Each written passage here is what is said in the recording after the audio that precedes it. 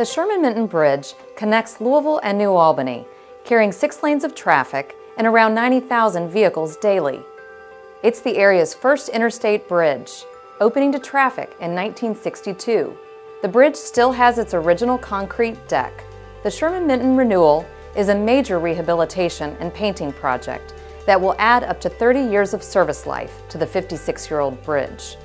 The Sherman Minton Renewal includes the replacement or refurbishment of all bridge decks, structural steel elements, and hanger cables. The project also includes new lighting, drainage repairs, and painting of the steel components of the main river crossing and Kentucky approaches. The Sherman Minton Renewal also includes the rehabilitation or refurbishment of 3 additional bridges on I-64 within the 3-mile corridor.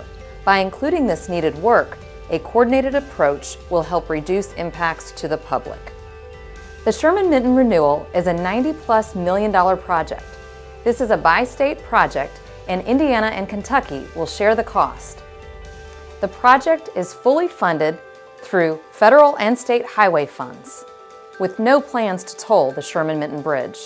Those who lived and worked in the area in 2011 undoubtedly remember when the Sherman Minton Bridge was closed for emergency repairs after cracks were discovered in fracture-critical steel members during an inspection. In contrast to the emergency 5-month closure in 2011, any restrictions or closures associated with the rehabilitation work will be known well in advance with more time to plan. Public input is desired so that the project team can better understand the impacts of temporary traffic restrictions on the bridge. That input will help to identify a range of acceptable alternatives. There's more cross-river capacity available now.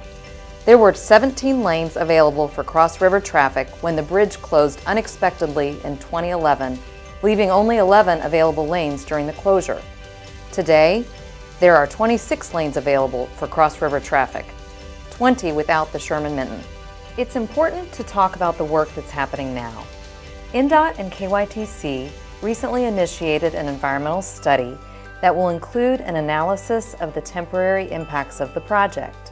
The study is required for all federally funded projects, and it will consider ways to avoid, minimize, or mitigate the temporary impacts of the project.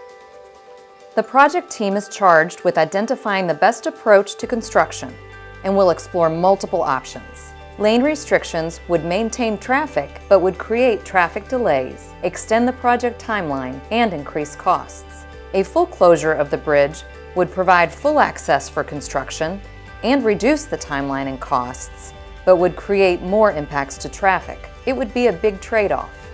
No decisions have been made yet. Multiple options are being explored. Public input will be a big part of this process. Public meetings, community advisory, and environmental justice committees are an important part of gathering that input. Committees include representatives of government, low-income or minority populations, business, religious, and community groups. The input and information being gathered will help make the best decision possible. A recommendation on the construction approach is expected fall 2019.